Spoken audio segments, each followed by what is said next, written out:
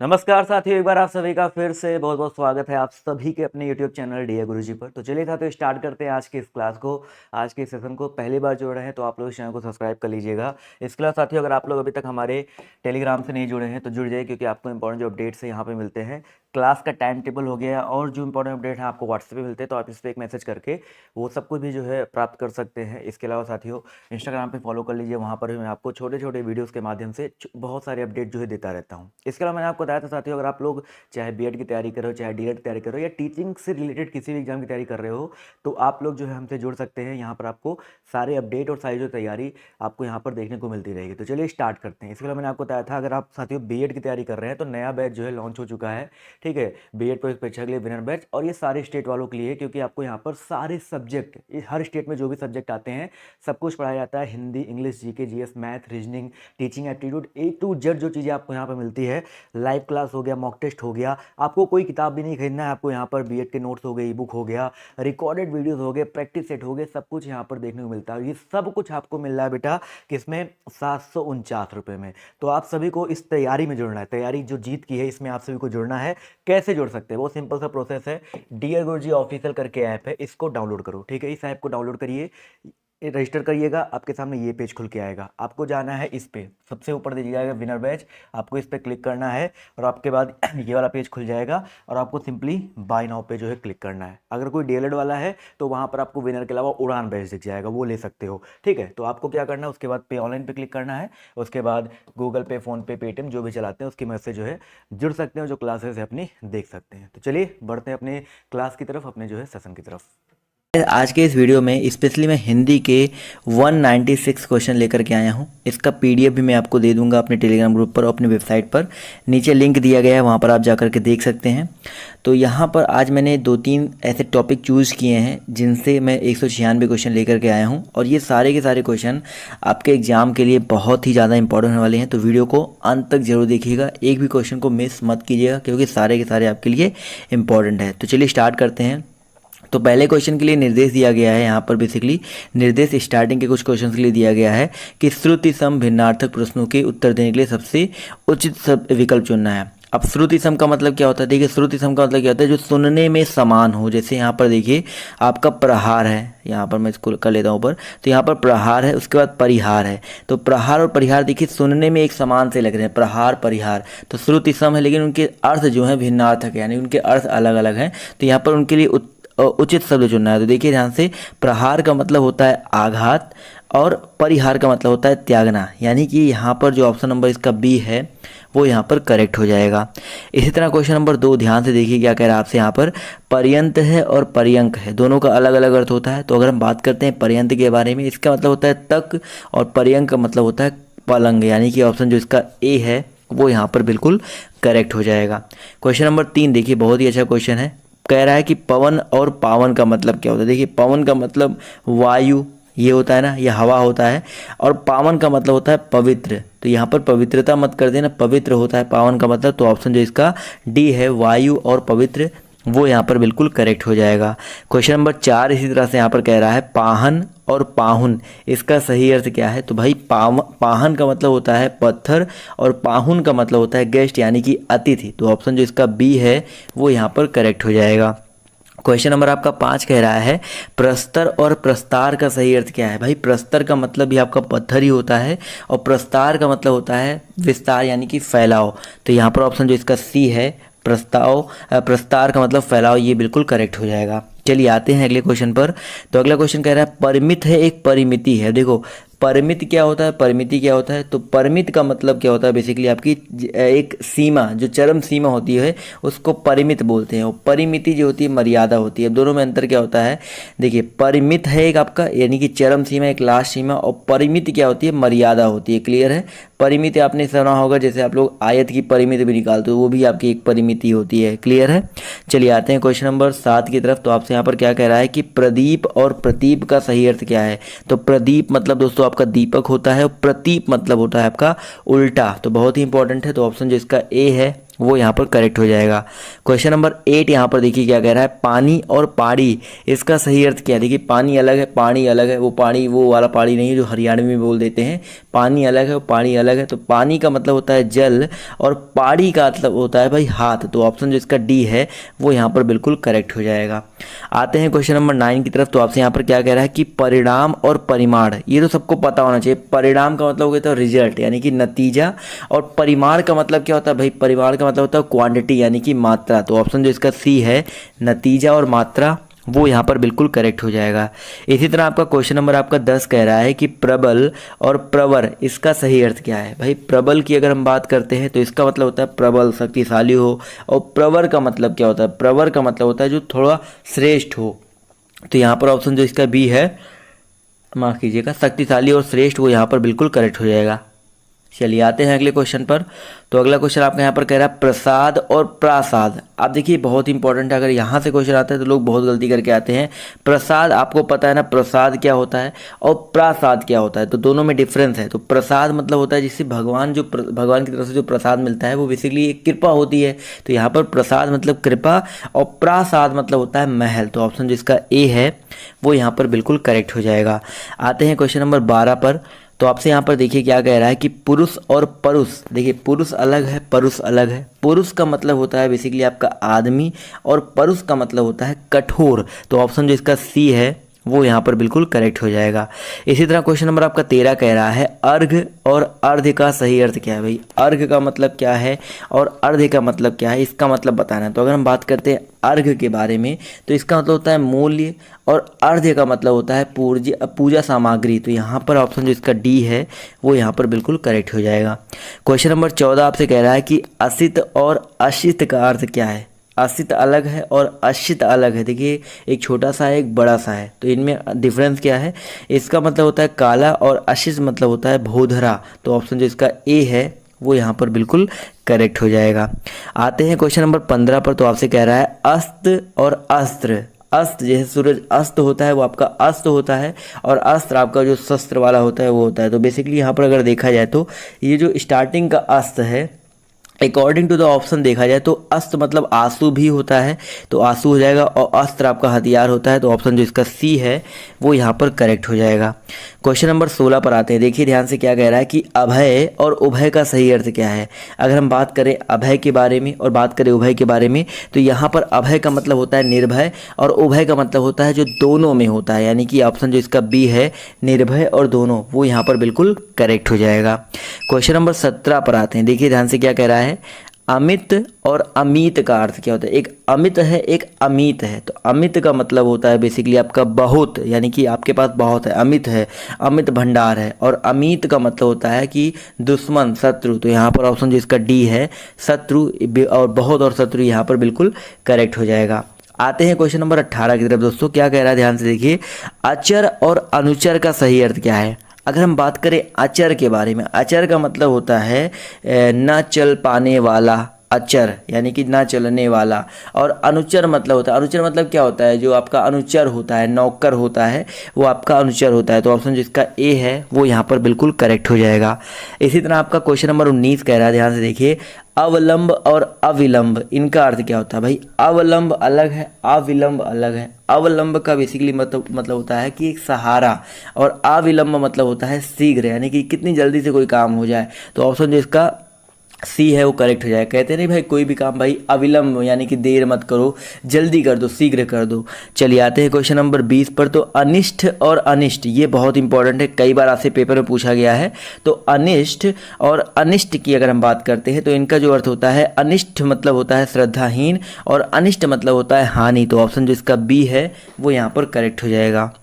21 number question कह रहा है अश्व और अश्म का सही अर्थ क्या है।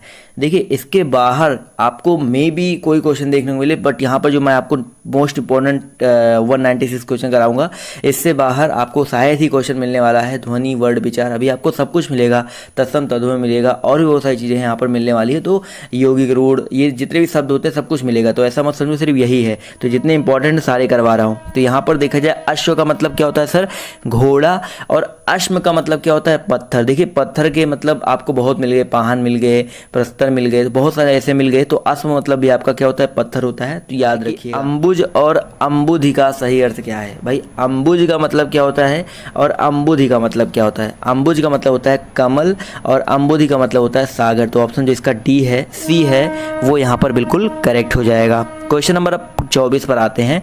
तो अभिराम और अविराम इसका सही अर्थ क्या है। तो अभिराम का मतलब क्या होता है, अभिराम का मतलब होता है सुंदर और अविराम का मतलब होता है बिना रुके यानी कि लगातार। तो ऑप्शन जो इसका ए है वो यहाँ पर बिल्कुल करेक्ट हो जाएगा। जैसे कि आज मैं अविराम मतलब बिना रुके मैं आपको 196 जो क्वेश्चन है करवाऊंगा, बिना किसी कट एंड क्रॉप की कोशिश करूंगा। आते हैं क्वेश्चन नंबर 25 पर। तो अन्न और अन्य इसका सही अर्थ क्या है। तो भाई जो अन्न होता है उसका मतलब होता है अनाज, और जो अन्य होता है यानी कि उसका मतलब होता है दूसरा। तो ऑप्शन जो इसका बी है अनाज और दूसरा, वो यहाँ पर बिल्कुल करेक्ट हो जाएगा। आते हैं क्वेश्चन नंबर 26 पर। तो आपसे क्या कह रहा है कि श्रवण और भ्रमण इसका सही अर्थ क्या है। भाई श्रवण का मतलब क्या होता है और भ्रमण का मतलब क्या होता है। श्रवण का मतलब होता है सुनना, श्रवण मतलब सुनना, और श्रमण मतलब होता है बौद्ध सन्यासी। बहुत ही इंपॉर्टेंट है। तो यहाँ पर ऑप्शन जो इसका बी है वो यहाँ पर करेक्ट हो जाएगा। क्वेश्चन नंबर आपका 27 कह रहा है हरि और हर इसका सही अर्थ क्या है। हरि का मतलब क्या है और हर का मतलब क्या है। तो हरि का मतलब होता है विष्णुदेव और हर का मतलब होता है हरे रंग की। तो बहुत ही इंपॉर्टेंट है। तो ऑप्शन जो इसका डी है वो यहाँ पर बिल्कुल करेक्ट हो जाएगा। समझ में आ रहा है ना सर। चलिए आते हैं क्वेश्चन नंबर 28 पर। तो शुल्क और शुल्क, देखिए शुल्क है एक शुक्ल है, ध्यान दीजिएगा, देखने में सुनने में एक जैसे लग रहे हैं बट अलग अलग है। तो शुल्क मतलब आपकी जो फीस लगती है, एग्जाम आप देते हो, आप लोग बहुत सारी जगह शुल्क लगती है, तो शुल्क होता है। और शुक्ल का मतलब क्या होता है सर। जो शुक्ल होता है उसका मतलब होता है उज्ज्वल। तो ऑप्शन जो इसका ए है वो यहाँ पर बिल्कुल करेक्ट हो जाएगा। शुक्ल पक्ष भी होता है, आपने सुना ही होगा। आते हैं क्वेश्चन नंबर 29 पर। तो आपसे क्या कह रहा है कि स्वजन और स्वजन, देखिए एक स्वजन है, स्वजन है, तो इनका सही अर्थ क्या है। तो भाई जो आपका पहला वाला स्वजन आधा सा जिसमें लगा हुआ है उसका मतलब क्या होता है आत्मीय, और जो स्वजन होता है इसका मतलब होता है कुत्ता यानी कि जो डॉग्स होते हैं। तो यहाँ पर ऑप्शन जो इसका सी है वो यहाँ पर बिल्कुल करेक्ट हो जाएगा। समझ में आ गया ना। आते हैं क्वेश्चन नंबर 30 पर। तो आपसे क्या कह रहा है स्वच्छ और श्वा इसका सही अर्थ क्या है। अगर हम बात करते हैं स्वच्छ के बारे में तो क्वेश्चन नंबर 30 में क्या हो जाएगा सर। स्वच्छ मतलब होता है साफ और श्वा मतलब होता है सुंदर आँख। तो अगर आपको किसी की आँख की बड़ाई करनी है तो आप बोल सकते हैं कि आपके पास श्वा है यानी कि आपके पास सुंदर आँखें हैं। तो ऑप्शन जो इसका बी है वो यहाँ पर बिल्कुल करेक्ट हो जाएगा। क्वेश्चन नंबर आपका देखिए क्या कह रहा है 31 नंबर पर आते हैं सीधे।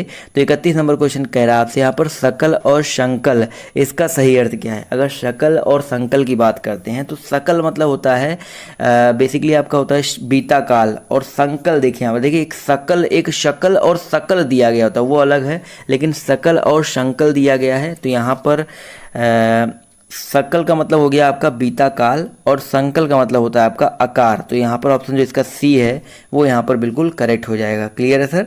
बहुत ही इंपॉर्टेंट है, इसको आपको गलत नहीं करना है। आते हैं अगले क्वेश्चन पर। तो अगला क्वेश्चन आपका यहाँ पर कह रहा है कि शारदा और शारदा इनमें क्या डिफरेंस है। तो शारदा जो है आपका उसका मतलब होता है सार भाग देन वाली, यानी कि आपका ऑप्शन जो इसका डी है सार भाग देने वाली। इसके अलावा जो आपकी शारदा होती है सरस्वती जी का नाम है। तो ऑप्शन जो इसका डी है वो यहाँ पर बिल्कुल करेक्ट हो जाएगा। 33 नंबर क्वेश्चन देखिए कह रहा है सती और शती इनका सही अर्थ क्या है। तो सती की अगर हम बात करते हैं तो सती का मतलब होता है क्या आपका देखा जाए तो सती, देखिए सती सावित्री आपने सुना होगा ना। तो सती का मतलब पतिव्रता, आपको पता है ना सती क्यों फेमस थी, तो पतिव्रता के लिए। तो यहाँ पर ऑप्शन जिसका बी है पतिव्रता, और शती का मतलब होता है सैकड़ा। तो ऑप्शन जिसका बी है वो यहाँ पर बिल्कुल करेक्ट हो जाएगा। क्लियर है दोस्तों। चलिए आते हैं अगले क्वेश्चन पर। तो क्वेश्चन नंबर आपका 34 कह रहा है स्वेद और श्वेत। तो स्वेद अलग है, श्वेत अलग है। तो इसका मतलब होता है स्वेद मतलब होता है आपका जो पसीना होता है, और श्वेत मतलब सफ़ेद होता है। तो ऑप्शन जो इसका सी है वो यहाँ पर बिल्कुल करेक्ट हो जाएगा। क्लियर है सर। चलिए आते हैं अगले क्वेश्चन की तरफ। तो अगला क्वेश्चन देखिए आपका यहाँ पर क्वेश्चन नंबर 35 कह रहा है कि सीसा और शीशा इनका अर्थ क्या होता है। अगर हम सीसा की बात करते हैं और शीशा की बात करते हैं तो भाई एक होता है धातु, एक होता है दर्पण। तो ऑप्शन जो इसका ए है धातु और दर्पण वो यहाँ पर बिल्कुल करेक्ट हो जाएगा। चलिए आते हैं क्वेश्चन नंबर 36 की तरफ। तो आपसे कह रहा है सीता और सीता एक सीता है एक सीता है, तो इनका अर्थ क्या हो जाएगा? तो इस सीता का मतलब होता है चीनी और सीता का मतलब होता है माता जानकी। तो ऑप्शन जो इसका डी है वो यहाँ पर बिल्कुल करेक्ट हो जाएगा। क्वेश्चन नंबर आपका 37 कह रहा है एक सुधी है एक सुधी है। एक सुधी का मतलब क्या होता है और सुधी का मतलब क्या होता है? दोनों में डिफरेंस होता है। तो एक मतलब होता है सुध यानी कि याद, और सुधी का मतलब होता है विद्वान। तो बहुत ही इंपॉर्टेंट है। तो ऑप्शन जो इसका एक ए जो है वो यहाँ पर बिल्कुल करेक्ट हो जाएगा। यानी कि आप सुधी करके सुधी बन सकते हो, यानी कि याद करके आप विद्वान बन सकते हो। आप अगर चाहो तो दूसरे लैंग्वेज में ऐसे किसी को बोल सकते हो। यानी कि अब जब क्या है ना कि हिंदी को भी आप अपने लैंग्वेज में थोड़ा सा यूज मिलाओ, ऐसे लोगों के साथ बात करो कि सुधी करके आप सुधी बन सकते हो। तो दूसरे बंदे को नहीं पता, लेकिन आपको तो पता है ना कि आप क्या बोल रहे हो। तो इससे क्या रहेगा कि वो चीज़ आपके दिमाग में रहेंगी। आपने किसी के साथ ये चीज़ मजाक किया था तो आपको वो चीज़ दिमाग में रहेंगी। समझ में आ रहा है ना? इसी तरह आपका क्वेश्चन नंबर 38 कह रहा है सूक्ति और शुक्ति। सूक्ति है और शुक्ति है, इसका सही अर्थ क्या हो जाएगा? तो याद रखिएगा, सूक्ति का मतलब होता है एक जो लोकोक्ति होता है, और शुक्ति मतलब होता है स्वच्छ। तो ऑप्शन जो इसका ए है वो यहाँ पर बिल्कुल करेक्ट हो जाएगा। चलिए आते हैं क्वेश्चन नंबर 39 पर। तो आपसे यहाँ पर क्या कह रहा है कि सर्ग और स्वर्ग का सही अर्थ क्या है? तो सर्ग का मतलब क्या होता है? सबको पता है सर, सर्ग का मतलब होता है अध्याय। आपने पढ़ा होगा ना कि पहला सर्ग, दूसरा सर्ग, तीसरा सर्ग, तो अध्याय होता है। और स्वर्ग का मतलब होता है तीसरा लोक, यानी कि आप लोग 3 लोग होते हैं ना, स्वर्ग लोक, धरती लोक, पाताल लोक, अलग अलग लोक होते हैं। तो ऑप्शन जो इसका बी है वो यहाँ पर करेक्ट हो जाएगा। क्वेश्चन नंबर आपका 40 कह रहा है एक सम है एक शम है, तो इनका सही अर्थ बताना है। तो भैया जो एक सम होता है इसका मतलब होता है बराबर, और जो शम होता है उसका मतलब होता है संयम। यानी कि ऑप्शन जो इसका ए है वो यहाँ पर बिल्कुल करेक्ट हो जाएगा। यहाँ तक सभी को क्लियर हो गया ना? तो यार वीडियो को लाइक करते हुए चलो, अभी बहुत लंबा सफ़र तय करना है, तो अंत तक देखना है आपको वीडियो को। अगला क्वेश्चन आपका यहाँ पर क्या कह रहा है सूत है और सुत है, इनका मतलब क्या होता है? तो एक आपका सूत है, तो सूत का मतलब होता है आपका सारथी, और शुत मतलब होता है पुत्र। यानी कि ऑप्शन जो इसका सी है वो यहाँ पर बिल्कुल करेक्ट हो जाएगा। चलिए आते हैं क्वेश्चन नंबर 42 की तरफ। 42 क्वेश्चन देखिए बहुत ही अच्छा है। एक छात्र है, सबको पता है छात्र मतलब विद्यार्थी होता है, लेकिन ये जो छा वाला छा है, क्षत्रिय वाला छा है, इस छात्र का मतलब क्या होता है? तो भैया इस छात्र का मतलब आपका होता है क्षत्रिय। यानी कि क्षत्रिय वाले छा का मतलब क्या होता है? क्षत्रिय होता है। तो ऑप्शन जो इसका सी है वो यहाँ पर बिल्कुल करेक्ट हो जाएगा। क्वेश्चन नंबर आपके 43 पर आते हैं। तो कह रहा है कटिबंध है और कटिबद्ध है, इनका सही अर्थ क्या है? तो कटिबंध का मतलब क्या होता है आपका? कमर बंद होता है। कटिबंध यानी कटि मतलब होता है कमर, और बंध मतलब होता है बांधने वाला, यानी कि कमर बंद।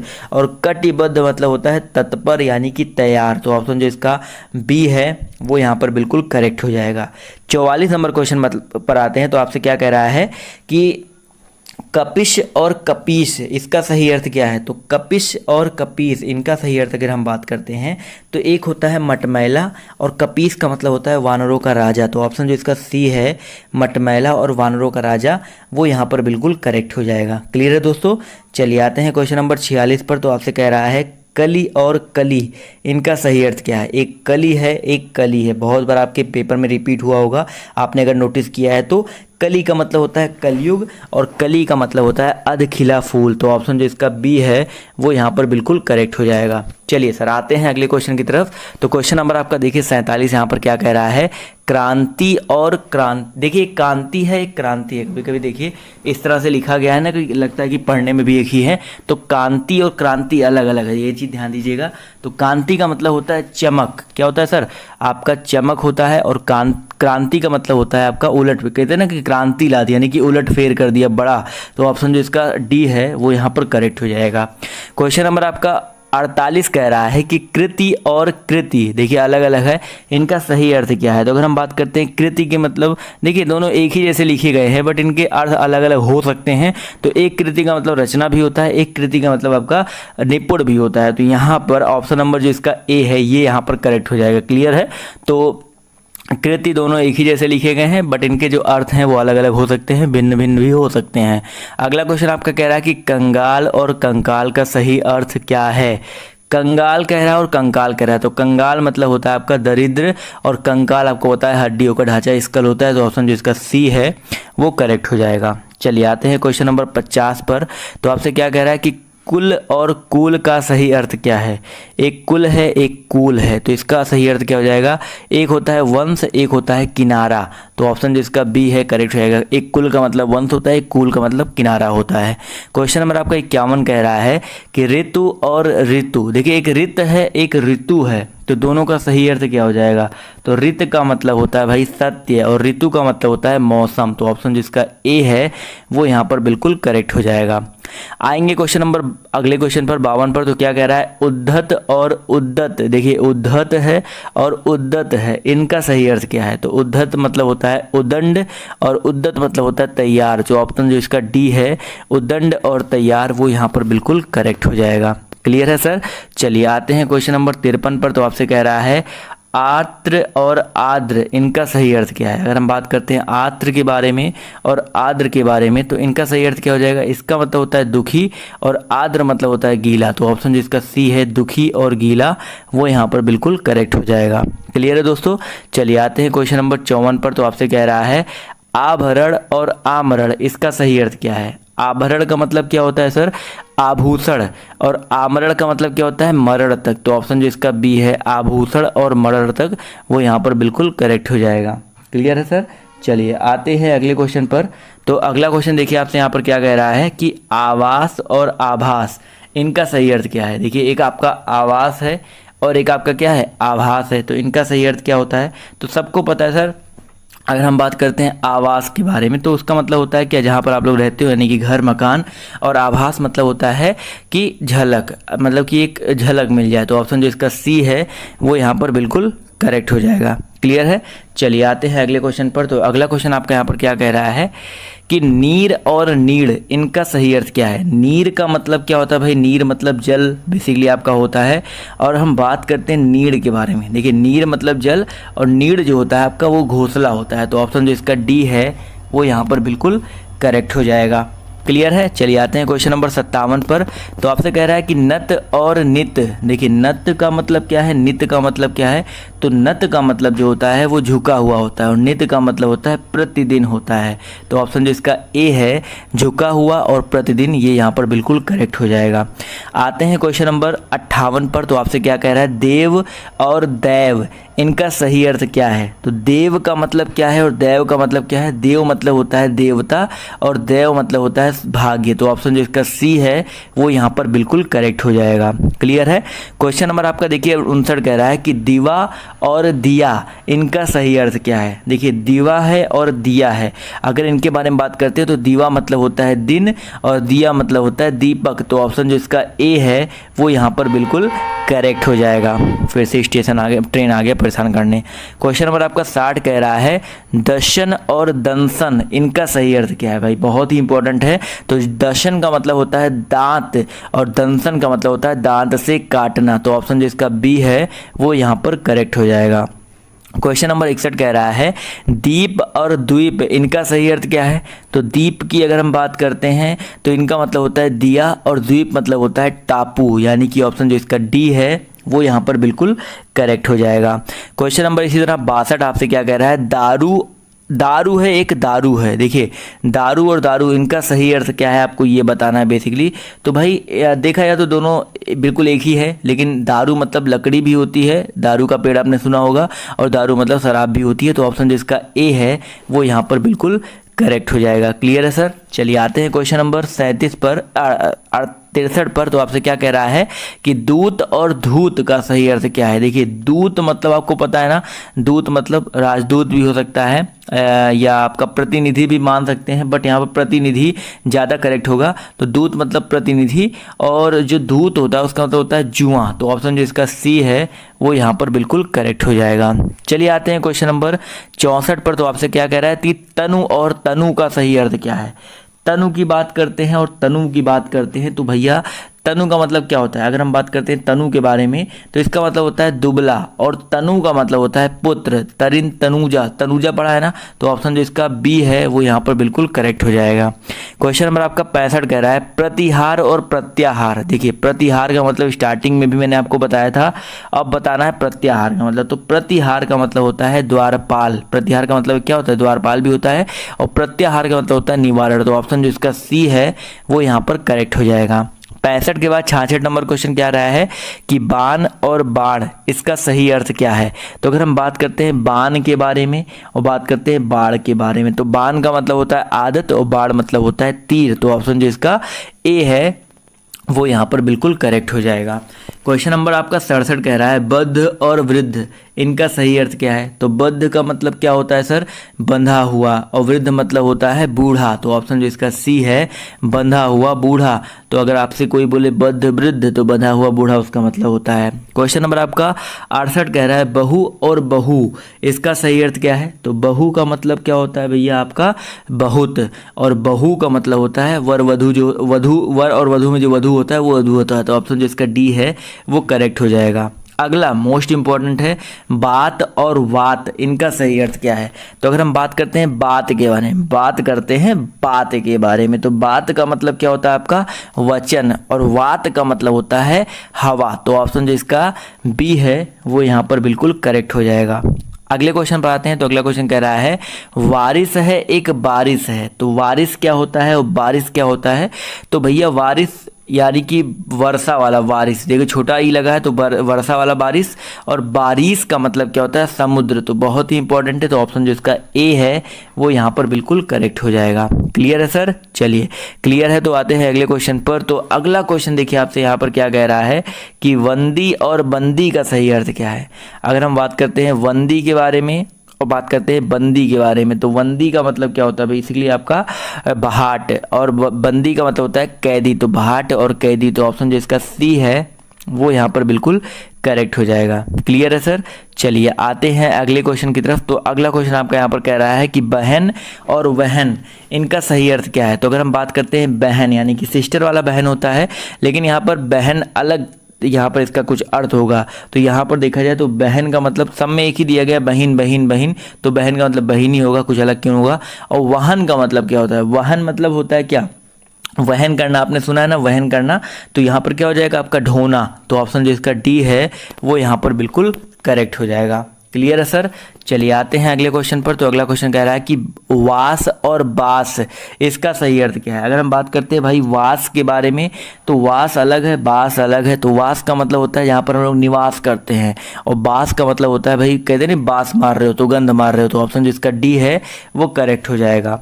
क्लियर है, आते हैं अगले क्वेश्चन पर। कह रहा है कि बलि और बलि का सही अर्थ क्या है। अगर हम बलि की बात करते हैं और बलि के बारे में बात करते हैं, तो बलि मतलब होता है बलिदान, और बलि का मतलब होता है शक्तिशाली। तो ऑप्शन जो इसका सी ए है वो यहाँ पर करेक्ट हो जाएगा। आते हैं क्वेश्चन नंबर 75 पर। तो आपसे क्या कह रहा है, ध्यान से देखिए कि शब्द क्या है। भैया शब्द क्या होता है, एक या एक से अधिक सार्थक वर्ड समूह होता है। तो ऑप्शन जो इसका बी है वो यहाँ पर बिल्कुल करेक्ट हो जाएगा, एक या एक से अधिक सार्थक वर्ड समूह। क्लियर है, चलिए आते हैं क्वेश्चन नंबर 76 पर। तो आपसे कह रहा है योग रूढ़ शब्द क्या है। अब देखिए अभी तक हमने बहुत सारी चीज़ों के बारे में पढ़ा, अब उसके आगे थोड़ा बढ़ रहे हैं। तो यहाँ पर योग रूढ़ शब्द पूछ रहा है क्या होता है। तो अगर हम बात करें योग रूढ़ के बारे में, तो योग रूढ़ का मतलब होता है जो सामान्य अर्थ को छोड़कर परंपरागत अर्थ बताए, तो आपका योग रूढ़ कहलाता है। तो ऑप्शन जो इसका ए है वो यहाँ पर करेक्ट है। इसे लंबोदर, तो सामान्य अर्थ को छोड़कर एक नया अर्थ बताएगा। इसी तरह आपका क्वेश्चन नंबर 77 कह रहा है कि निम्नलिखित में से कौन सा कथन सत्य है। तो 4 कथन दिए गए हैं, तो यहाँ पर बताना आपका कौन सा कथन सत्य है। तो यहाँ पर देखा जाए तो उपसर्ग प्रत्यय से रूढ़ शब्द बनते हैं, तो गलत बात है भाई, रूढ़ शब्द उपसर्ग प्रत्यय से नहीं बनते हैं। तद्भव शब्द सीधे अरे तद्भव शब्द नहीं, तत्सम शब्द सीधे संस्कृत से आए हैं, और योग रूढ़ शब्द आविकारी नहीं होते हैं, ऐसा कुछ भी नहीं है। तो यहाँ पर अगला कथन कह रहा है कि यहाँ पर अगला कह रहा है कि यौगिक शब्द 2 शब्दों के योग से बनते हैं। तो ये बिल्कुल सही कथन है भाई, यौगिक जो शब्द होते हैं वो आपके 2 शब्दों के योग से बनते हैं। क्वेश्चन नंबर आपका 78 क्या कह रहा है कि निम्नलिखित में से कौन सा कथन सत्य नहीं है। तो यहाँ पर कह रहा है कौन सा कथन सत्य नहीं है।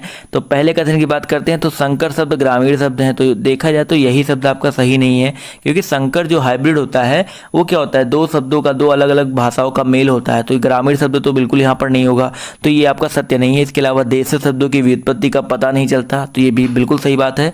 रूढ़ शब्दों की कोई व्युत्पत्ति नहीं होती, ये भी सही बात है। और तद्भव शब्द तत्सम के विकृत रूप है, ये भी बिल्कुल सही बात है। तो 3 कथन सही है, 1 कथन आपका सत्य नहीं है। 79 आपसे कह रहा है कि व्यवहार लोक में अर्थ प्रतीत कराने वाली ध्वनि ही शब्द है। यह कथन किस व्याकरण का है? तो व्याकरण का है। तो देखिए क्वेश्चन यहाँ पर क्या पूछा गया है, तो यहाँ पर देखा जाए तो व्यवहार लोक में अर्थ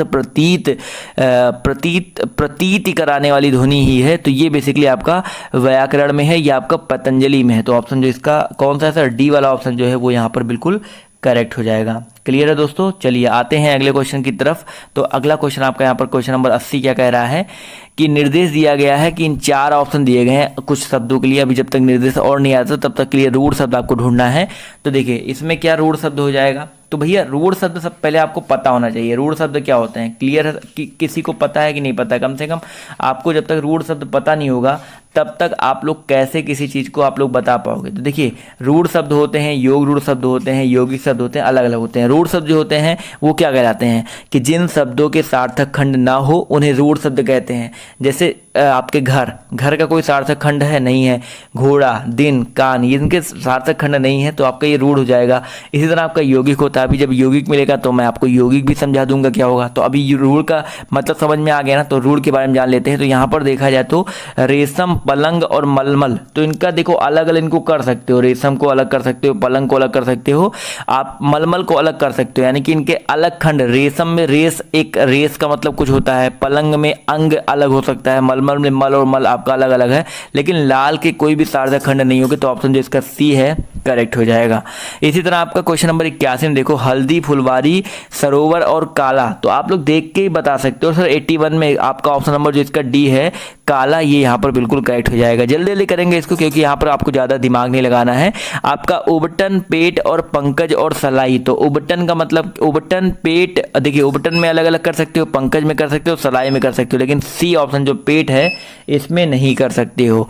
इसी तरह आपका क्वेश्चन नंबर 83 में क्या कह रहा है कि तद्भव शब्द चुनना है। तद्भव शब्द पता है ना क्या होता है?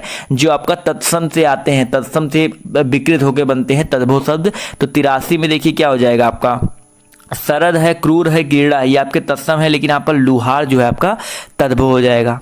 इसी तरह हम 84 में देख लेते हैं पगड़ी, फाल्गुन, सियार और ठुमरी, तो पढ़ के बता सकते हो कि जो सियार है वो आपका क्या है? आपका एक तद्भव शब्द है।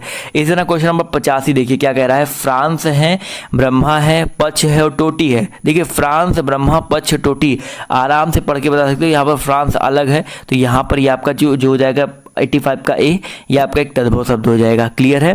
अगले क्वेश्चन पर आते हैं। तो अगला क्वेश्चन आपका कह रहा है तोंद, ऊषा, दूल्हा और वियोग।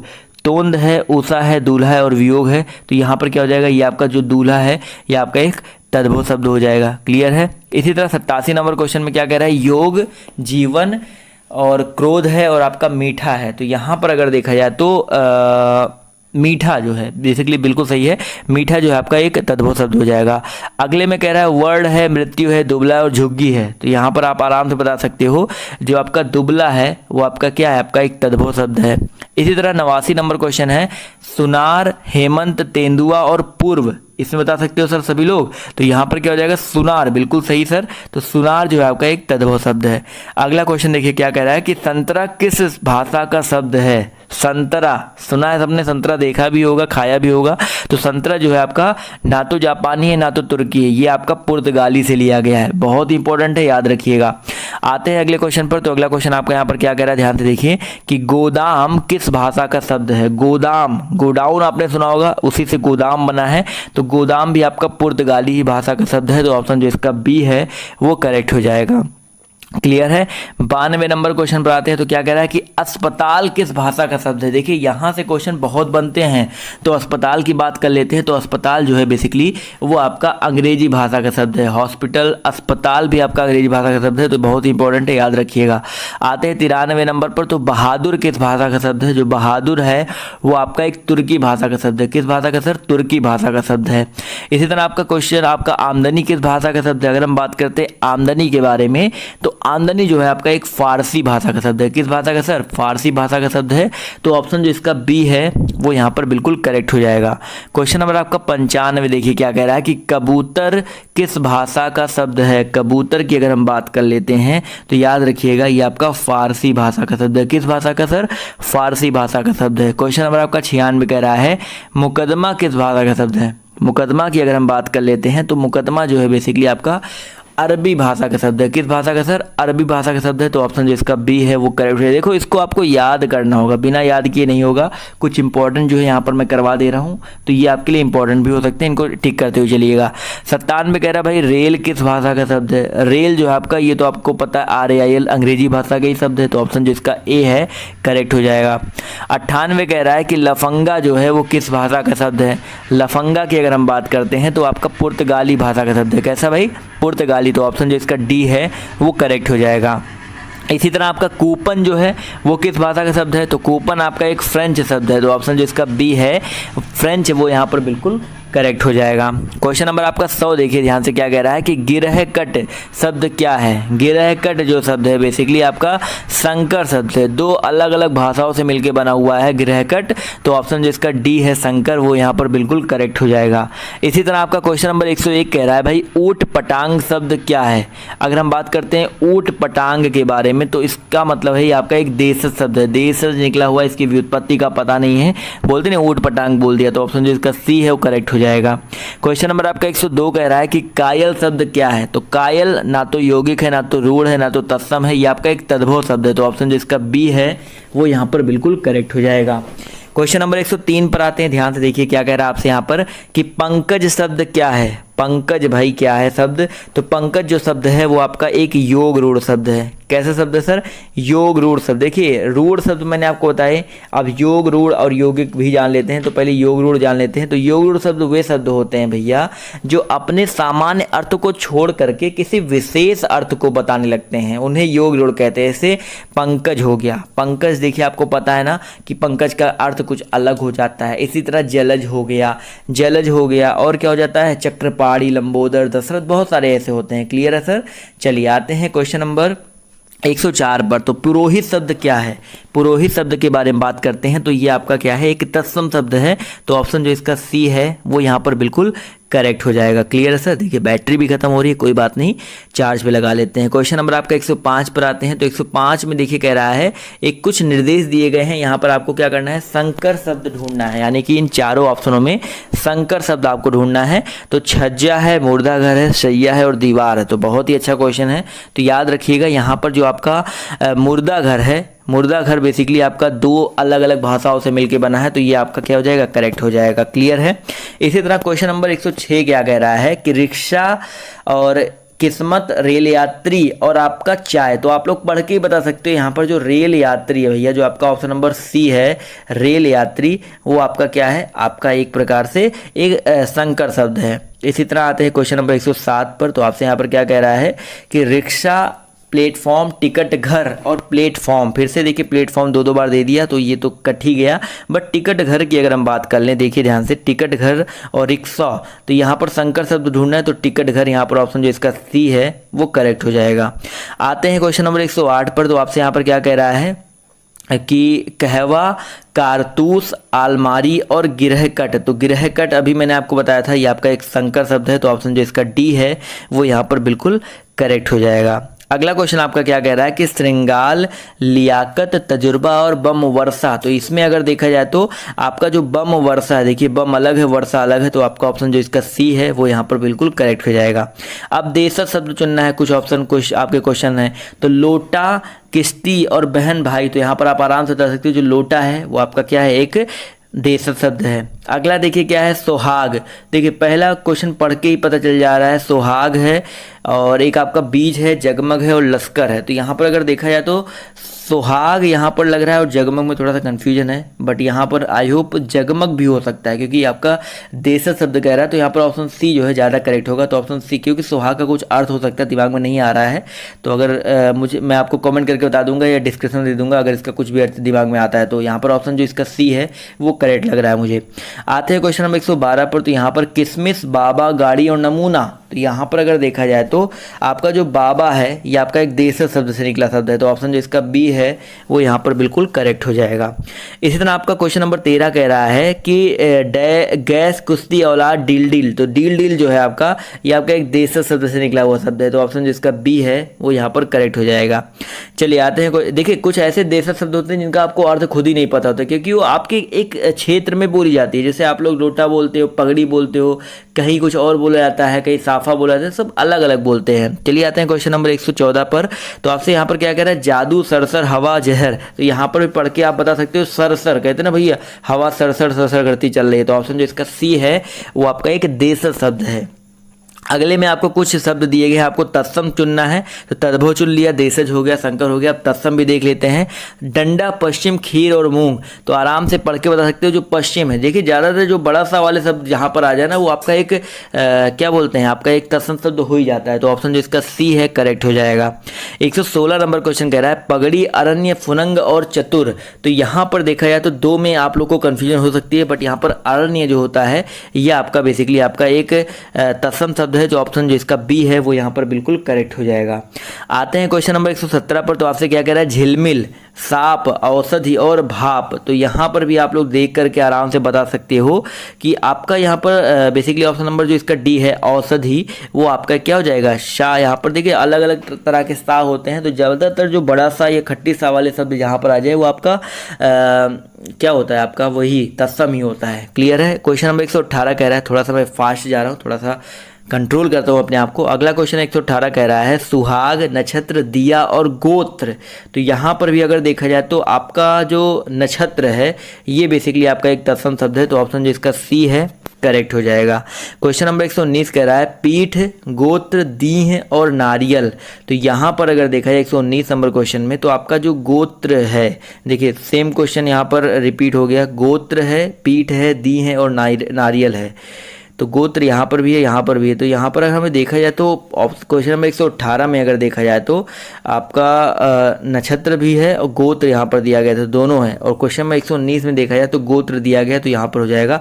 तो 18 में माफ़ कीजिएगा, दोनों हो जाएगा। गोत्र हमने ध्यान नहीं दिया था, तो गोत्र भी हो जाएगा और नक्षत्र भी हो जाएगा, और 19 वाले में आपका गोत्र हो जाएगा। क्लियर है। आते हैं क्वेश्चन नंबर 120 पर। तो आपसे क्या कह रहा है कि निम्नलिखित में से किसे देसी शब्द भी कहा जाएगा। तो देसी शब्द और किसे कह सकते हो भाई, आराम से बता सकते हो कि देशज जो शब्द होता है उसे हम लोग देसी शब्द भी कह सकते हैं। तो ऑप्शन जो इसका बी है वो यहाँ पर करेक्ट हो जाएगा। 121 कह रहा है, भाई तत्सम शब्दों का मूल स्रोत क्या है। तत्सम जो शब्द होते हैं बेसिकली उनका मूल स्रोत क्या होता है, संस्कृत होता है, क्योंकि वो संस्कृत से सीधे उठाए हुए होते हैं। तो ऑप्शन जो इसका बी है वो यहाँ पर बिल्कुल करेक्ट हो जाएगा। 122 नंबर क्वेश्चन कह रहा है, भाई संकर शब्द किस वर्गीकरण में आते हैं। अगर हम संकर शब्द की बात करते हैं तो दोस्तों ये किस वर्गीकरण में आते हैं, ये उद्गम में आते हैं। संकर शब्द देखें, इनका उद्गम होता है, उद्गम होता है, रचना अर्थ इनके अंडर में नहीं आते हैं। तो ऑप्शन जो इसका बी है वो करेक्ट हो जाएगा। सॉरी, बी है वो करेक्ट हो जाएगा। अब आएंगे सीधे क्वेश्चन नंबर 123 पर। तो आपसे यहाँ पर क्या कह रहा है कि निम्नलिखित में से कौन सा शब्द भेद उद्गम के आधार पर नहीं है। तो उद्गम के आधार पर कौन सा नहीं है, तो देखा जाए तो यहाँ पर जो आपका रूढ़ है, रूढ़ जो शब्द होते हैं वो आपके उद्गम के आधार पर नहीं होते हैं। तो ऑप्शन जो इसका सी है वो यहाँ पर बिल्कुल करेक्ट हो जाएगा। क्वेश्चन नंबर 124 पर आते हैं। तो आपसे क्या कह रहा है कि शब्दों के वर्गीकरण का आधार क्या है। शब्दों के वर्गीकरण का आधार क्या है, तो भैया शब्दों का वर्गीकरण हम लोग उद्गम, अर्थ, रचना, उपरोक्त देखा जाए तो तीनों के आधार पर कर सकते हैं। तो ऑप्शन जो इसका डी है वो करेक्ट हो जाएगा। क्लियर है दोस्तों। चलिए आते हैं क्वेश्चन नंबर 125 पर। तो देखिए क्वेश्चन नंबर 125 कह रहा है, भी शब्द क्या है। जो भी शब्द है वो आपका एक निपात शब्द होता है। तो ऑप्शन जो इसका डी है वो यहाँ पर बिल्कुल करेक्ट हो जाएगा। क्लियर है सर। देखिए वीडियो को लाइक करते हुए चलो, आप देख सकते हो ना सुबह के 3:04 हो रहे हैं, सुबह के 3:04 हो रहे हैं। अभी तक सोया नहीं हूँ, आप सबके लिए वीडियो तैयार कर रहा हूँ, वीडियो प्रिपेयर कर रहा हूँ, जिससे आपको कल सुबह सुबह में वीडियो दे सकूँ। तो ये सब चीज़ें आप सबके लिए की जाती है। तो आप लोग प्लीज़ एक वीडियो को लाइक तो कर ही सकते हो। बहुत मेहनत लगती है, ऐसा नहीं लगता कि बस किताब उठाया बना दिया। कुछ लोग कमेंट करते हैं किताब उठाओ बना दो, यूट्यूबर बन जाओ। आसान नहीं होता, करके आप खुद देखो, पता चल जाएगा। क्लियर है। क्वेश्चन नंबर 126 आपसे क्या कह रहा है कि माता पिता शब्द युग्म है। तो माता पिता जो शब्द युग्म है वो आपका क्या होता है, एक सार्थक शब्द युग्म है। तो यहाँ पर देखा जाए तो ऑप्शन जो इसका बी है, सार्थक शब्द युग्म, वो यहाँ पर बिल्कुल करेक्ट हो जाएगा।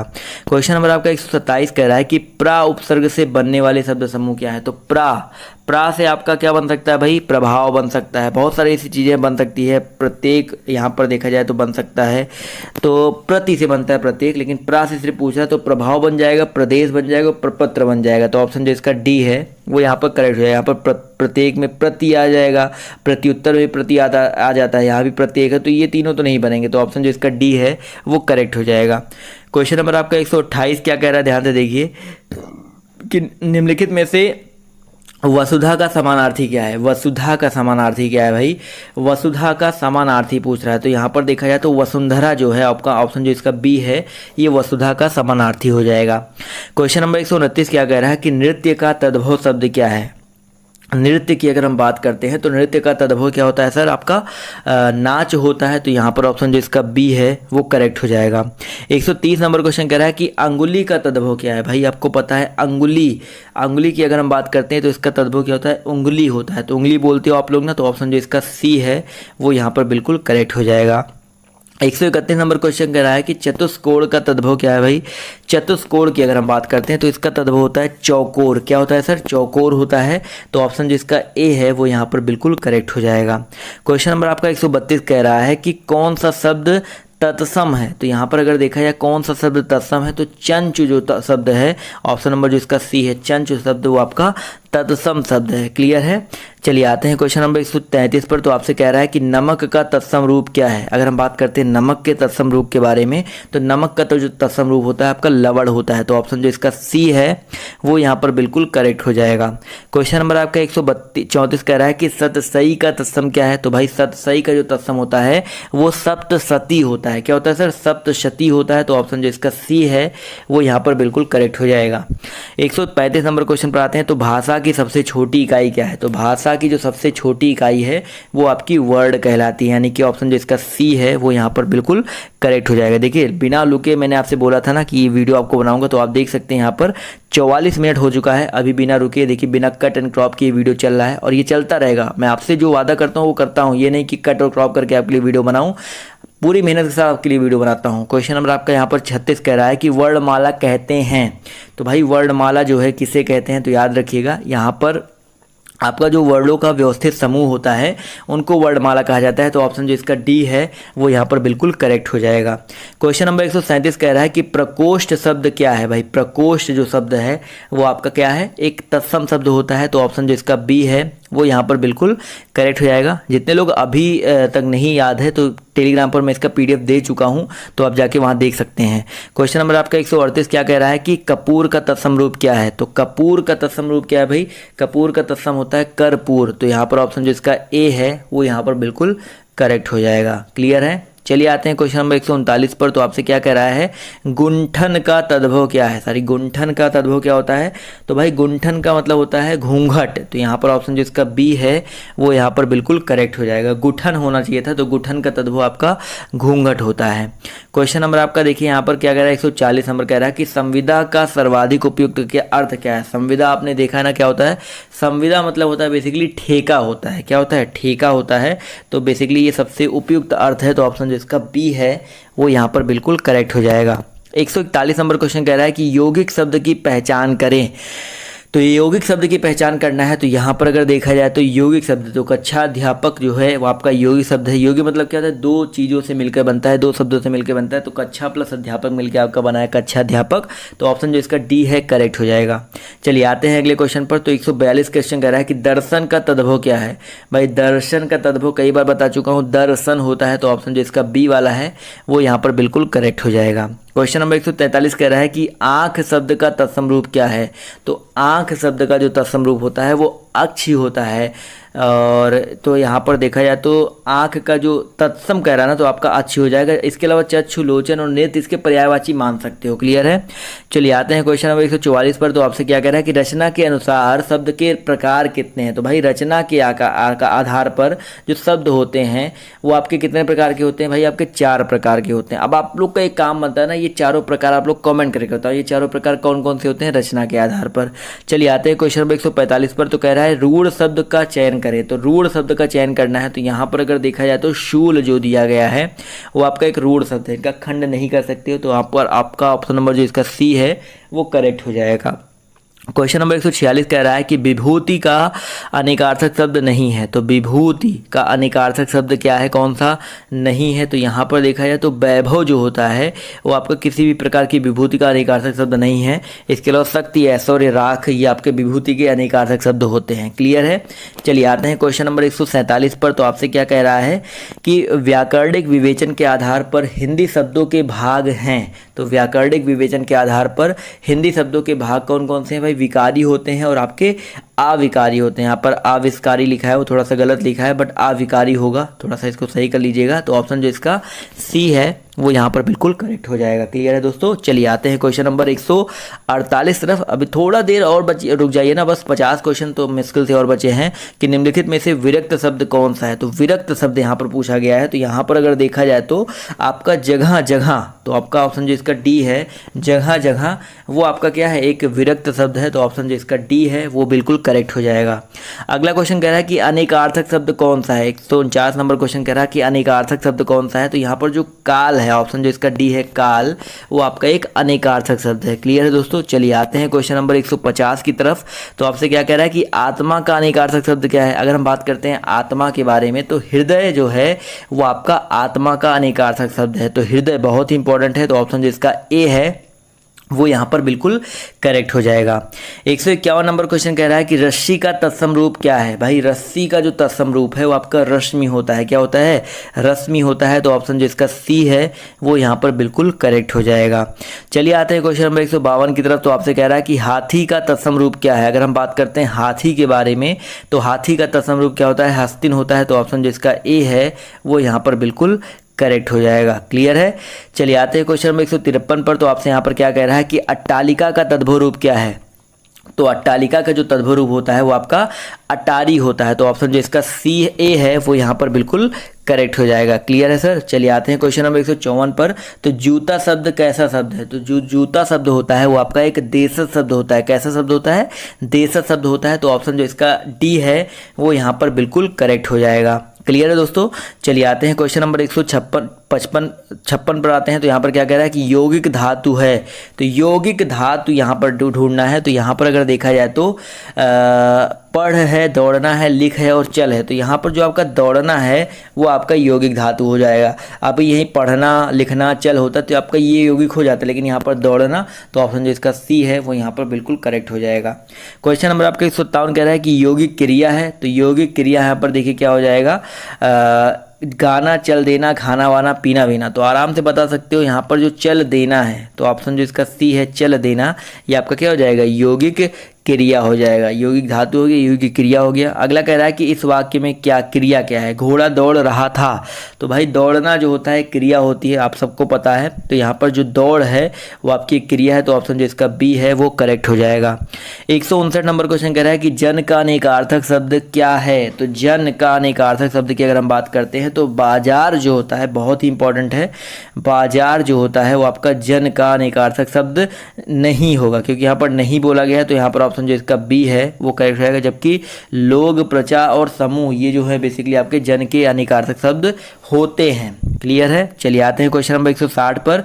तो तम का अनेकार्थक शब्द नहीं है। देखिए यहाँ पर भी आपका कह रहा है तम का अनेकार्थक शब्द कौन सा नहीं है। तो जो प्रकाश है, ऑप्शन जो इसका सी है प्रकाश, वो आपका तम का अनेकार्थक शब्द नहीं है। चलिए आते हैं क्वेश्चन नंबर 161 पर। तो आपसे यहाँ पर क्या कह रहा है कि पति का अनेकार्थक शब्द नहीं है। तो देखिए पति का अनेकार्थक शब्द कौन सा नहीं होगा।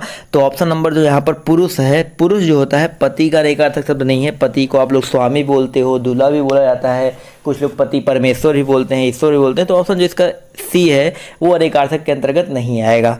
क्वेश्चन नंबर आपका 162 कह रहा है कि उजाला, उजला का तत्सम रूप क्या है। उजला का जो तत्सम रूप होता है वो आपका उज्ज्वल होता है। क्या होता है सर? उज्ज्वल होता है। तो ऑप्शन जो इसका सी है वो यहाँ पर बिल्कुल करेक्ट हो जाएगा। क्वेश्चन नंबर आपका 163 कह रहा है तत्सम शब्द नहीं है। तो यहाँ पर अगर देखा जाए तो तत्सम शब्द कौन सा नहीं है। तो आपका जो आंसू है ये आपका तत्सम शब्द नहीं है। क्लियर है? तो अश्रु होता तो आप मान सकते हैं, लेकिन आंसू जो है आपका तत्सम शब्द नहीं है। चलिए आते हैं क्वेश्चन नंबर 164 पर। तो आपसे कह रहा है कि महात्मा गांधी अहिंसा के साक्षात थे। महात्मा गांधी जो थे वो आपके अहिंसा के साक्षात थे। इसका मतलब क्या हो जाएगा सर? तो यहाँ पर 164 का करेक्ट आंसर हो जाएगा साक्षात क्या थे, विग्रह थे, परिग्रह थे, अनुग्रह थे या अपरिग्रह थे। तो यहाँ पर देखा जाए तो विग्रह थे। तो ऑप्शन जो इसका ए है वो यहाँ पर बिल्कुल करेक्ट हो जाएगा। चलिए आते हैं क्वेश्चन नंबर 165 पर। तो आपसे क्या कह रहा है कि देशज शब्द है। तो यहाँ पर देशज शब्द ढूंढा जा रहा है। तो देखा जाए तो चिट्ठियाँ जो है, चिट्ठियाँ मेरे को दिखाई पड़ रहा है। तो यहाँ पर जो चिड़िया है और आशा है, गरम है, मज़ा है। तो यहाँ पर अगर देखा जाए तो चिड़िया तो देशज शब्द नहीं होगा, गरम, आशय, मज़ा।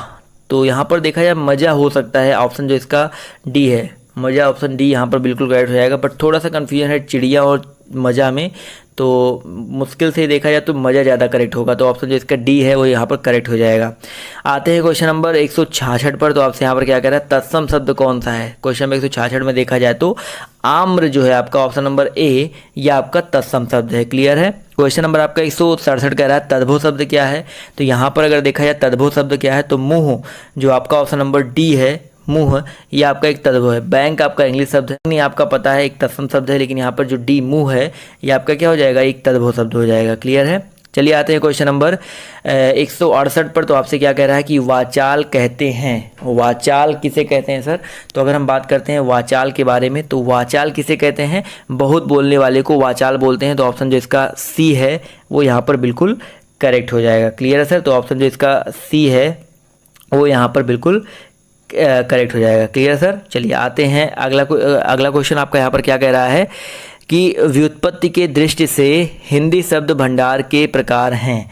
तो व्युत्पत्ति के दृष्टि से हिंदी शब्द भंडार के कितने प्रकार होते हैं। तो व्युत्पत्ति की दृष्टि से दोस्तों आपके 4 प्रकार होते हैं। कितने प्रकार होते हैं। तो ऑप्शन जो इसका सी है वो यहाँ पर बिल्कुल करेक्ट हो जाएगा। क्लियर है। तो यहाँ पर जो ऑप्शन नंबर आपका कौन सा है, सी है, वो यहाँ पर बिल्कुल करेक्ट हो जाएगा। चलिए आते हैं अगले क्वेश्चन पर। तो अगला क्वेश्चन आपका यहाँ पर क्या कह रहा है, देखिए ध्यान से, तत्सम शब्द कौन सा है। तो तत्सम शब्द पूछ रहा है आपसे यहाँ पर।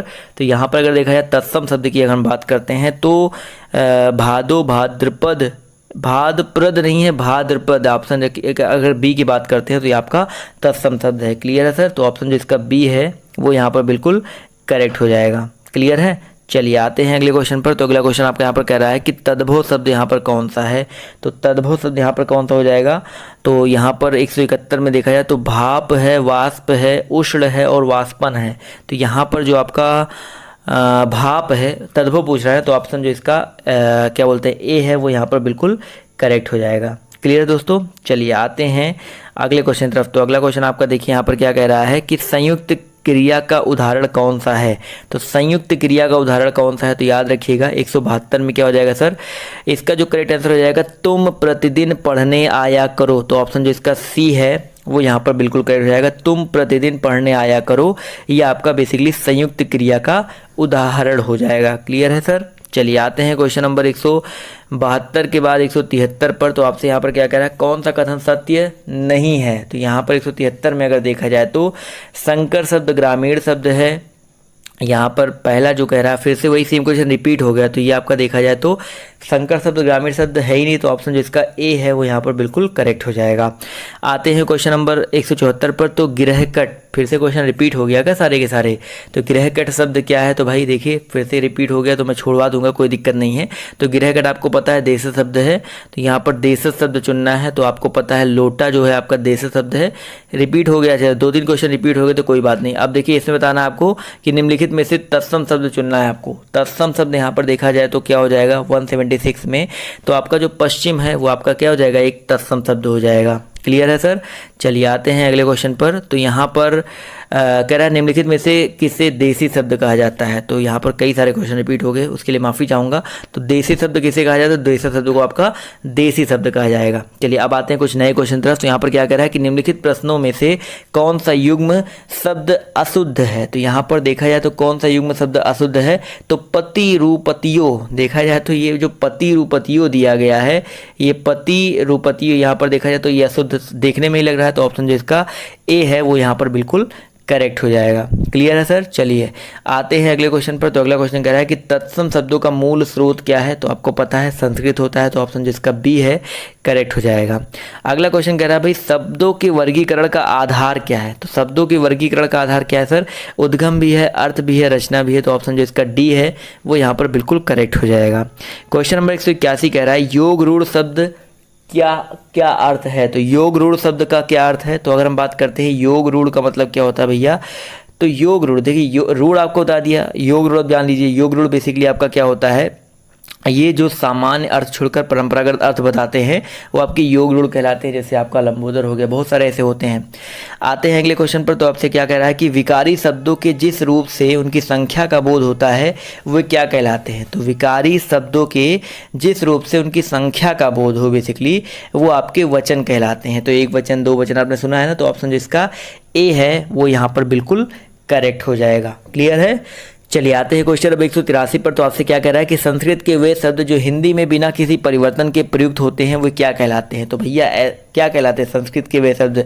तो बेसिकली आपका तत्सम कहलाते हैं। तो ऑप्शन जो इसका सी है वो यहाँ पर बिल्कुल करेक्ट हो जाएगा। अग्नि, अष्ट, अश्रु, अच्छी, बहुत सारे ऐसे तत्सम शब्द हैं। चलिए आते हैं क्वेश्चन नंबर 184 पर। तो आपसे क्या कह रहा है कि निम्नलिखित में से किस समूह में सभी शब्द तत्सम हैं। तो यहाँ पर सभी शब्द तत्सम यहाँ पर कौन सा हो जाएगा सर। 184 में अगर देखा जाए तो सभी शब्द आपका तत्सम यहाँ पर शर्करा, पवन, ज्येष्ठ, अग्नि। पहले वाले ऑप्शन की अगर हम बात करते हैं तो अग्नि भी आपका तत्सम है, ज्येष्ठ भी है आपका, शर्करा भी है और पवन भी है। तो यहाँ पर देखा जाए पहला ही ऑप्शन यहाँ पर करेक्ट हो जाएगा। तो ऑप्शन जो इसका ए है करेक्ट हो जाएगा। इसमें देखा जाए तो घोड़ा नहीं है, इसमें किताब, नानी, चाकू नहीं है, चम्मच, हाथी नहीं है। तो क्लियर है। चलिए आते हैं 185 पर। तो आपसे कह रहा है स्वर्ण कैसा शब्द है। तो स्वर्ण बेसिकली आपका देखा जाए तो आपका एक तत्सम शब्द है। स्वर्ण हो गया, स्वप्न हो गया, संध्या हो गई, ये सारे तत्सम होते हैं। तो ऑप्शन जो इसका ए है वो यहाँ पर बिल्कुल करेक्ट हो जाएगा। 186 नंबर क्वेश्चन आपसे क्या कह रहा है कि वे शब्द जो प्रकृति, प्रत्यय अथवा दूसरे शब्दों के योग से बनी हो वो क्या कहलाते हैं। जो प्रकृति से बने हो, प्रत्यय से बने हो अथवा दूसरे शब्दों के योग से बने होते हैं वे क्या कहलाते हैं। तो याद रखिएगा वे बेसिकली आपके क्या कहलाते हैं, यौगिक शब्द कहलाते हैं। तो ऑप्शन जो इसका डी है वो यहाँ पर बिल्कुल करेक्ट हो जाएगा। बहुत ही इंपॉर्टेंट है। तो ऑप्शन डी यहाँ पर बिल्कुल करेक्ट हो जाएगा। 187 नंबर क्वेश्चन कह रहा है कि नीचे दिए गए विकल्पों में से तत्सम शब्द का चयन कीजिए। तो तत्सम शब्द का चयन करना है। यहाँ पर देखा जाए तो आम्र है, तो आम्र ही देखा जाए तो आपका तत्सम है, आम का होता है। तो ऑप्शन जिसका ए है वो यहाँ पर करेक्ट हो जाएगा। देख सकते हैं कि 59 मिनट हो चुका है, 1 घंटे हो चुका है, अभी तक मैंने कट नहीं किया है।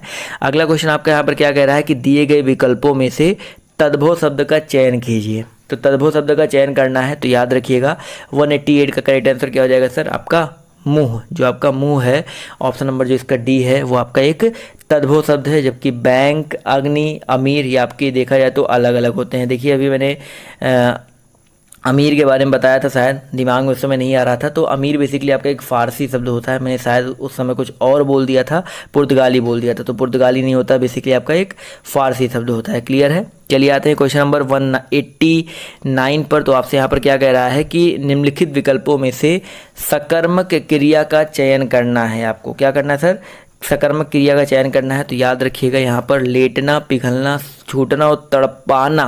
तो यहाँ पर सकर्मक क्रिया कौन सी हो जाएगी, बहुत ही इंपॉर्टेंट है। तो यहाँ पर जो तड़पाना है वो आपका सकर्मक क्रिया हो जाएगा। तो ऑप्शन जो इसका डी है वो यहाँ पर बिल्कुल करेक्ट हो जाएगा। 190 नंबर क्वेश्चन कह रहा है कि बड़ों के लिए उपयुक्त अभिवादन का चयन कीजिए। बड़ों के लिए उपयुक्त अभिवादन भैया सादर प्रणाम बोलते हैं बड़ों को। तो ऑप्शन जिसका बी है वो यहाँ पर बिल्कुल करेक्ट हो जाएगा। अगला क्वेश्चन कह रहा है कि निम्नलिखित शब्दों के दिए गए विकल्पों में तत्सम शब्द का चयन कीजिए। तो तत्सम शब्द का आपको चयन करना है। तो यहाँ पर अगर देखा जाए तो कलश, जो आपका ऑप्शन ए है, कलश जो है आपका तत्सम शब्द हो जाएगा। तो ऑप्शन जिसका ए है वो यहाँ पर बिल्कुल करेक्ट हो जाएगा। क्लियर है दोस्तों। चलिए क्लियर है तो आते हैं अगले क्वेश्चन की तरफ। तो अगला क्वेश्चन आपका यहाँ पर क्या कह रहा है कि घुड़सवार शब्द निम्न में से क्या है। तो घुड़सवार, तो घुड़सवार आप देख के ही बता सकते हो कि यौगिक शब्द है। तो ऑप्शन जो इसका सी है वो यहाँ पर बिल्कुल करेक्ट हो जाएगा। क्लियर है दोस्तों। तो सी पर टिक करेंगे और बढ़ेंगे हम लोग अगले क्वेश्चन की ओर। तो अगला क्वेश्चन आपका यहाँ पर क्या कह रहा है, ध्यान से देखिए कि अजायब घर क्या है भाई। अजायब घर की अगर हम बात करते हैं तो ये होता है आपका एक संकर शब्द, दो अलग अलग भाषाओं से मिलकर बना शब्दों से मिलकर है। तो ऑप्शन जिसका डी है वो यहाँ पर बिल्कुल करेक्ट हो जाएगा। आते हैं अगले क्वेश्चन पर। तो अगला क्वेश्चन आपका कह रहा है कि मोर का तत्सम रूप क्या होता है। अगर हम बात करते हैं भैया मोर के बारे में, तो मोर का तत्सम क्या होता है। तो बिल्कुल सिंपल सा क्वेश्चन है, कई बार आपने देखा भी होगा, मयूर होता है। तो ऑप्शन जो इसका बी है वो यहाँ पर बिल्कुल करेक्ट हो जाएगा। क्वेश्चन नंबर आपका 95 कह रहा है कि निम्नलिखित में से योग रूढ़ शब्द चुनना है। 195 में योग रूढ़ शब्द चुनना है। तो आपका जो चक्रपाणी है, ठीक है, चक्रपाणी, तो कानी उंगली में, पानी उंगली में जिसके चक्र होता है वो आपका चक्रपाणी विष्णुदेव कहलाते हैं। तो ऑप्शन जो इसका बी है वो यहाँ पर एक योग रूढ़ हो जाएगा। 196 नंबर क्वेश्चन देखिए ध्यान से, क्या कह रहा है कि जिस मूल शब्द में विकार होने से क्रिया बनती है उसे क्या कहते हैं। तो जिस मूल शब्द में विकार होने से क्रिया बनती है उन्हें हम लोग बोलते हैं यौगिक धातु। तो ऑप्शन जो इसका डी है वो यहाँ पर बिल्कुल करेक्ट हो जाएगा। तो क्लियर है सर। तो 1 घंटे 2 मिनट का जो वीडियो है आपके लिए मैंने यहाँ पर प्रिपेयर किया है बिना रुके, और एक बीच में एक गलती हुई थी अमीर शब्द को लेकर के, तो उसके लिए माफ़ कर देना। तो मैं कोई कट और क्रॉप नहीं कर रहा हूँ, सीधे पढ़ा रहा हूँ। तो बस आपको ये वीडियो कैसा लगा आप लोग इतना कमेंट करके बताइएगा, और इसके अलावा इसी तरह के वीडियोस मैं आपके लिए लेकर के आता रहता हूँ। तो बस यार आज के इस वीडियो में इतना ही। बाय बाय, टेक केयर, जय हिंद जय भारत। बस शेयर कर दो ज़्यादा से ज़्यादा, PDF मैं आपको अपने टेलीग्राम ग्रुप पर दे दूंगा। शेयर करो ज़्यादा से ज़्यादा यार, शेयर करो, लाइक करो, तभी तो आपको PDF मैं आपको इतना सबको दे रहा, तो इतना तो कर ही सकते हो। तो अभी के लिए बाय बाय, टेक केयर, जय हिंद जय भारत।